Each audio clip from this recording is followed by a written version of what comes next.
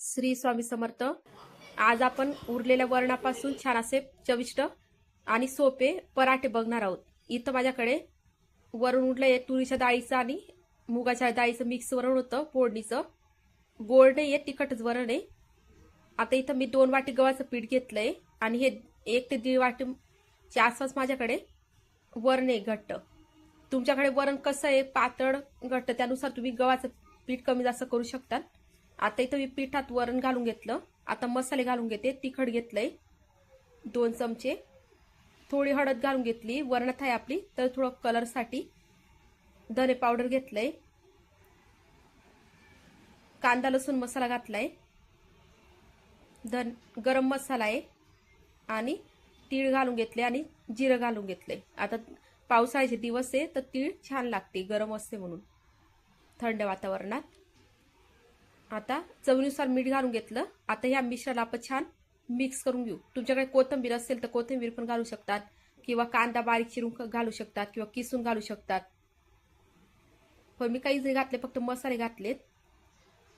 आता बघा असं घट्ट छान आपला गोळा झालाय। पूर्ण त्या वरणमध्ये आपली कणिक बरोबर बसलेली आहे। आता त्याला आपण तेल लावून घेऊन 10 मिनिटं छान झाकून ठेवू, म्हणजे आपला गोळा एकदम सॉफ्ट तयार होईल। कणिक असं चोडून बी ठेवून दिलं बघा। आता 10 मिनिटं झालेत आपले। आता आपण पोळपाटाला तेल लावून घेऊ, म्हणजे हाताला आणि पोळपाटाला कणिक चिपकणार नाही। असं छान कणिक मळून घेऊ। बघा किती सॉफ्ट झाली कणिक आपली, लोण्यासारखी कणिक झाली एकदम मऊ। आता याचा छोटा गोळा तोडून घेऊ आणि त्याला अशी लाटी बनवून घेऊ त्याची। आता हे पिठात टाकून घेऊ। पीठ लावून मी या गोळ्यात आता पूड लावून घेणार आहे। पूड लावल्यामुळे आपल्या पराठ्याला छान पदर सुटतात आणि नरम राहतो पराठा। असं तेल लावून घेतलं आणि याला असं 4 पदरी घडी घालून पूड लावून घेतलाय। आता त्याला आपण छान लाटून घेऊ। बघा अशी गोल गोल छान आपण पराठा लाटून घेऊ। लाटायला पण छान जातो हा, पटापट होतात पराठे तयार। तेवढ्या पिठात माझे 5 पराठे तयार झाले।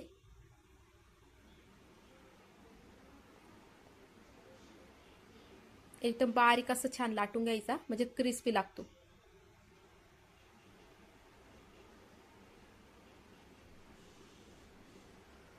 मस्त लाटला गेला पराठा, कोण चिपकला नाही आणि एक सारखा लाटला गेलाय। आता त्याला आपण तवा तापलेला आहे तव्यावर टाकून घेऊ आणि मस्त खरपूस भाजून घेऊ तेल लावून। बरं काय एक बाजू आपली भाजली गेली। आता त्याला पलटून घेऊ आपण।